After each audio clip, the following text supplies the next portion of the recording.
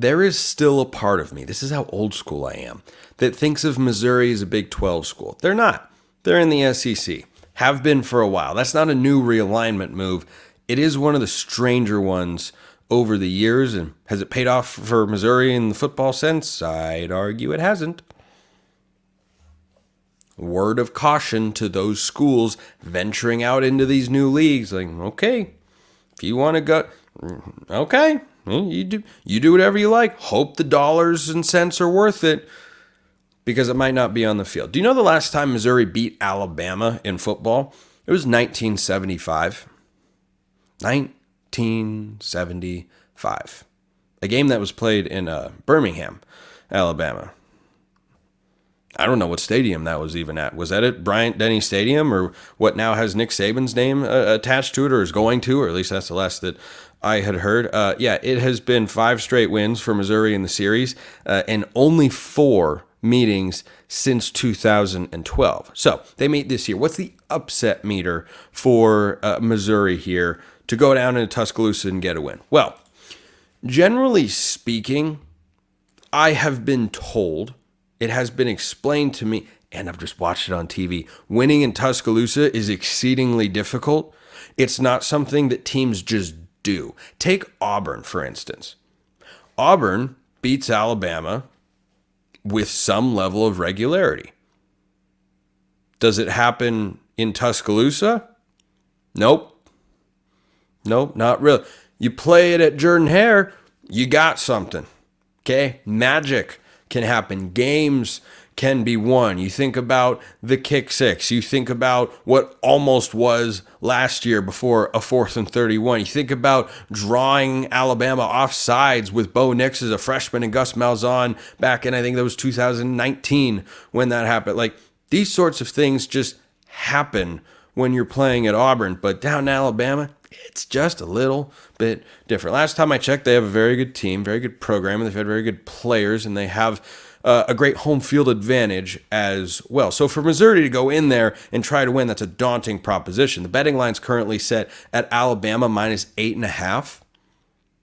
I actually think that's a little bit light. If you put a gun to my head right now and said you have to pick a side in that game, I take Alabama minus 8.5, because you look at the preseason win totals, according to our friends at FanDuel, and you say, hey, Alabama and Missouri, they're both SEC teams. They both have win totals of 9.5. You got to be careful with that.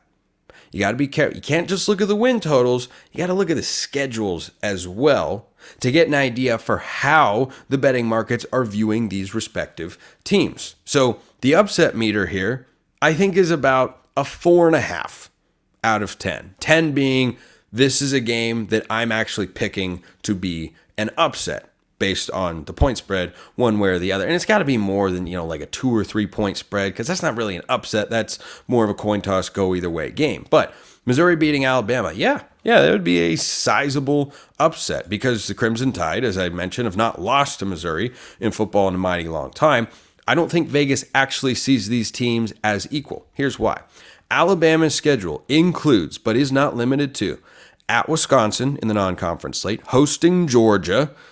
Oh man, what a day. September 28th will be in Tuscaloosa, Alabama. That'll be fun. At Tennessee, hosting Missouri. At LSU, that's a 3-game stretch for Kalen DeBoer's team. He's got a bye in there before the LSU game in Baton Rouge. If that's a night game at Death Valley, oof, good luck indeed. They have to go at Oklahoma as well before they host Auburn. No, I don't think they're going to have too much of a problem with Auburn at home, as I mentioned. But at Oklahoma, at LSU, at Tennessee, and hosting Georgia and at Wisconsin, those games are on Alabama's schedule. I mean, that's about half the schedule. Let me just do some quick tabulating for those listening or wanting to follow along. Like, wait, how many of those games are going to be like high-profile marquee games for the Crimson Tide? That's 1, there's 2, there's 3, there's 4, there's 5, there's 6, and I'm not even counting the Iron Bowl, because I'm chalking that up as a win for the Crimson Tide. So significant schedule hurdles for Alabama here. Compare that to Missouri. Their high-profile games, October 5th at Texas A&M, October 19th against Auburn. This game that I'm talking about at Alabama, hosting Oklahoma. Yeah, that's kind of it. The rest of their SEC schedule goes something like this. Vanderbilt. They've got South Carolina on the road, Mississippi State on the road, Arkansas at home to close the year. The point I'm making is that these teams have the same preseason win total, but these teams are not on the same level. Do I think Missouri's a good football team? I do. They were a really good football team last year.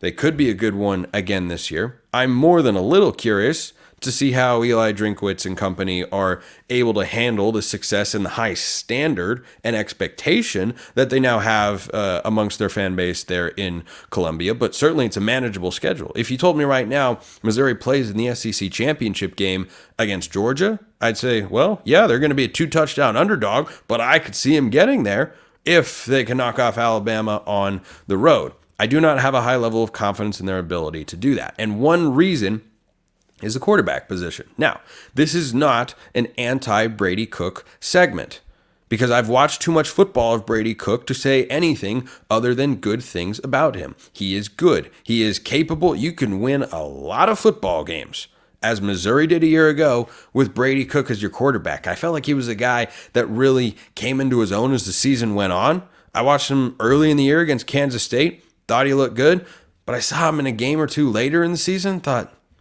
man, I think that guy is really quite something. Is he top of the SEC for quarterbacks? No. But is he at the bottom? Absolutely not. Here's what I wonder, though. I know he's got Luther Burden. That's one of the best wide receivers in all of college football. Should be on the Biletnikoff Award watch list if he is not already. Can Brady Cook go toe-to-toe with the new look Jalen Milroe?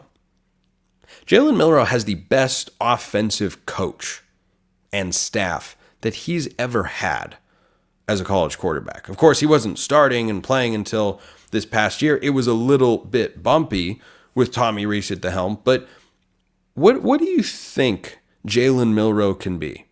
Because with a guy who has that sort of skill set, and a head coach in Kalen DeBoer whose track record with quarterbacks, I know Ryan Grubb was often his offensive coordinator, including the past 2 years with Michael Penix. And he's now with my beloved Seahawks in the NFL, and I am very happy about that. Let's not pretend Kalen DeBoer doesn't have a big influence on the offense, lest we forget he was the OC at Indiana when Penix first burst onto the scene and had Indiana football in the COVID year playing at a top 10, 15 level nationally that year.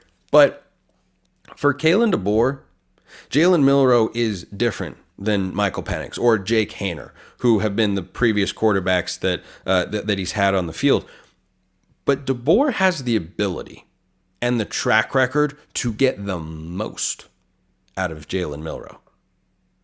Ask yourself this question. I had a friend who works in this college football media landscape text me this the other day. He said, why does Jalen Milroe remind me of Jalen Hurts? And I thought, yeah, he kind of does. Like, he's run first, but if you remember, Jalen Hurts early in his career at Alabama was not a prolific passer. Heck, I didn't even think he was a prolific passer by the time he went over to Oklahoma or got to the NFL. But boy, he got a lot better. Why? Good offensive coaching.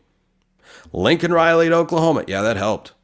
Having Nick Sirianni and Shane Steichen as the offensive coordinator in Philly, that helped a lot. So you give me a guy that has starting experience, that is very talented, can make just about every throw that you need a guy to make at the college level, and he is maybe the most dynamic runner in the sport. He's less Jalen Hurts, more Lamar Jackson stylistically.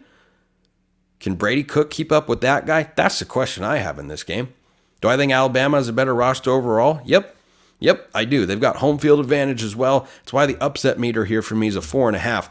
But that quarterback battle, can Brady Cook keep up with whatever Jalen Milroe looks like? I think it's one of the most fascinating questions in college football this year. How does Jalen Milroe blend with Kalen DeBoer? What does the offense look like? How much better is he as a passer? Because if you look at Michael Penix without DeBoer and Michael Penix with DeBoer and legit receivers and a good offensive line, which is what Alabama's got this year, that was a mighty jump. Jalen Milroe can win the Heisman with Kalen DeBoer as his head coach. That's just a fact. The guy is mega talented, and can take a massive step forward because DeBoer has done it before. So I like this Alabama-Missouri game. I'm likely going to be watching it along with all of you. I just expect the Crimson Tide to win. I think it's one where Missouri maybe hangs around early and Alabama enforces their will late and pulls away. If you have other games or matchups that you want me to break down here on the show, by all means, send them in. Going to talk about Liberty coming up next because they might be in the playoff. I also have the greatest comment that I've ever seen. It is one I am holding near and dear to my heart. Coming up next